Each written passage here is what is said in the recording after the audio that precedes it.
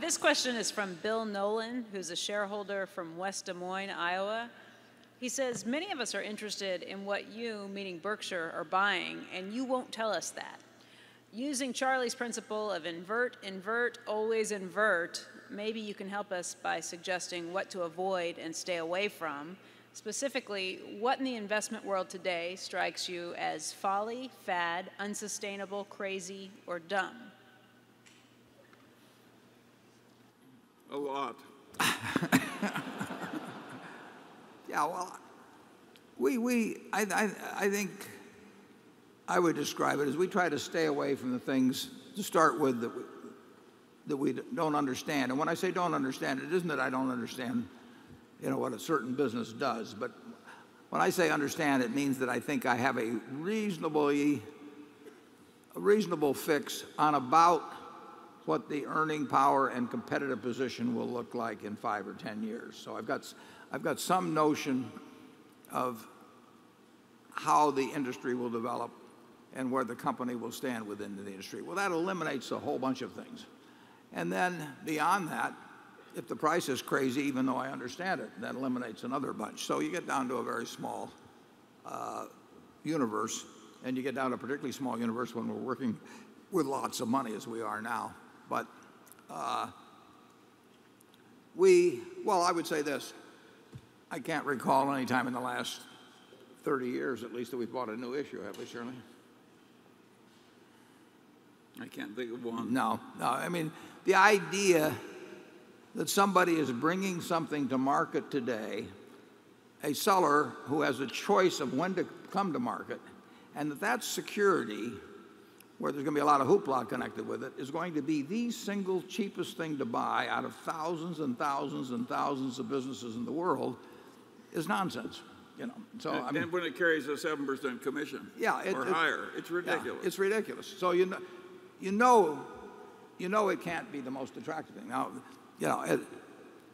but people get excited about what's coming and all that sort of thing. But I will guarantee you that if you have thousands of opportunities among stocks all over the world, and most of them are not being promoted or being sold with special commissions in them or something else, and then some other security is coming to market that day, when the seller picks the time to bring it, as opposed to just this auction market operating otherwise, it just doesn't make any sense to spend 5 seconds thinking about new issues. So we don't think about them.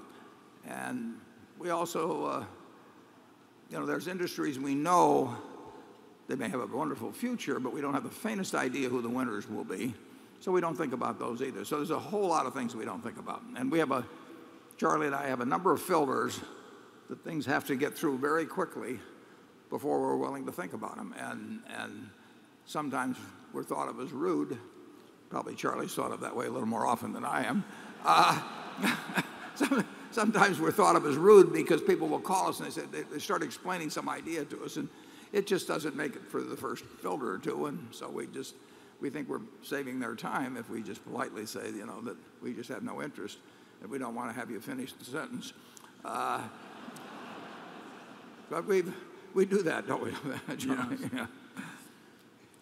We don't have to do very many things that work. I mean, that's the beauty of this business. You don't have to be able, to spell 500 words or something to get to the end of the spelling bee and beat everybody else. You just have to do one or two things every now and then that where you don't make a big mistake, and where every now and then one works out real well. And the solution, you'll get a good result. You can't have a big disaster. I mean, you just,